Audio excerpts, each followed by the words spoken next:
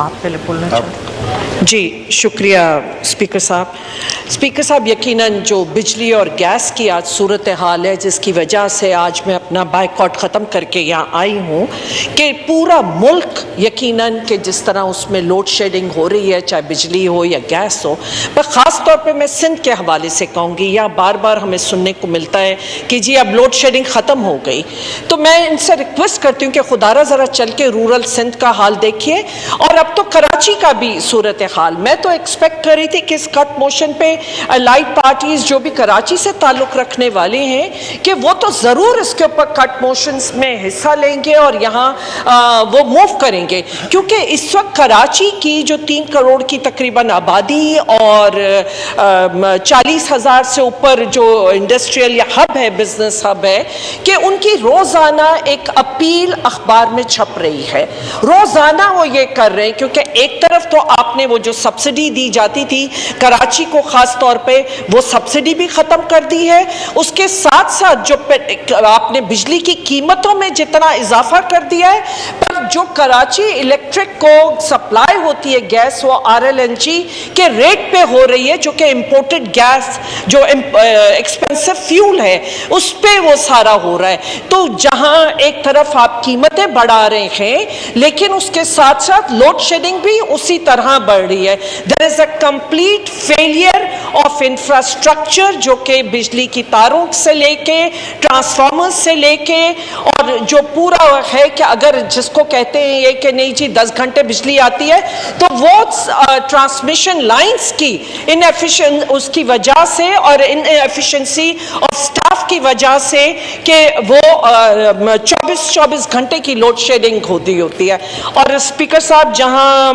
میں رورل سندھ کی بات کروں گی، خاص طور پہ بدین کے حوالے سے بات کروں گی، دیکھیں ادھر وہ کہا جاتا ہے لاس میکنگ فیڈرز ہیں، یہ لاس میکنگ فیڈرز اس لیے ہیں کہ بل کی ادائیگی نہیں ہو رہی، بل کی ادائیگی آپ مجھے بتائیے کہ بغیر کیا سٹاف کی آپ کے بجلی کے جب تک کہ انوالو نہ ہو سٹاف، اس کے بغیر کوئی بھی یہ کنڈا سسٹم اور جو بھی یہ لگاتے ہیں یا بجلی چوری کرتے ہیں وہ ممکن ہی نہیں ہے۔ جتنی کرپشن اس ادارے میں ہے،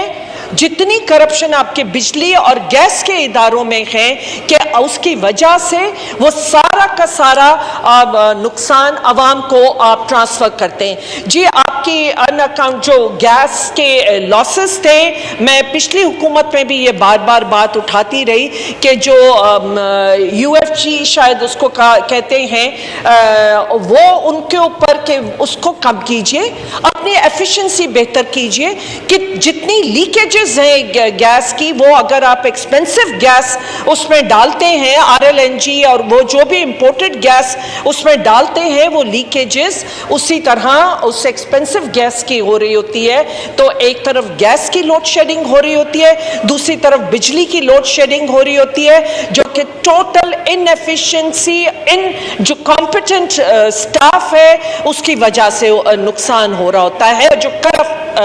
سٹاف ہے۔ تو ایک تو یہ کہ اس کے اوپر کس طرح جب تک کہ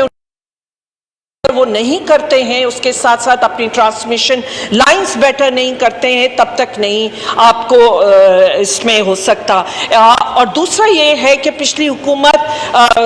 فرٹیلائزر انڈسٹری کو جو سبسڈائز گیس دے رہی تھی اس کی وجہ سے آپ کا فرٹیلائزر میں ہمیں کچھ سستا مل رہا تھا، آج اس کو بھی آپ نے بند کر دیا ہے، جس کی وجہ سے آپ کی فرٹیلائزر کی کاسٹ بھی بڑھتی جا رہی ہے، اور کتنا عرصہ تو ان کو شاید روک بھی دیا گیا تھا۔ تو مجھے یہ ہے کہ ایک تو جو بزنس طبقہ بار بار اپیل ڈال رہا ہے وہ بھی دیکھیے، لیکن ایک اپیل ہے جن کے بہاف پہ جو بدین یا رورل سندھ میں جو میں دیکھ کر آئی ہوں اس کے بہاف پہ میں وہ اپیل کر رہی ہوں حکومت سے کہ خدا را کہ جو وہاں پہ بجلی کا نظام ہے وہ کمپلیٹلی فیل ہے،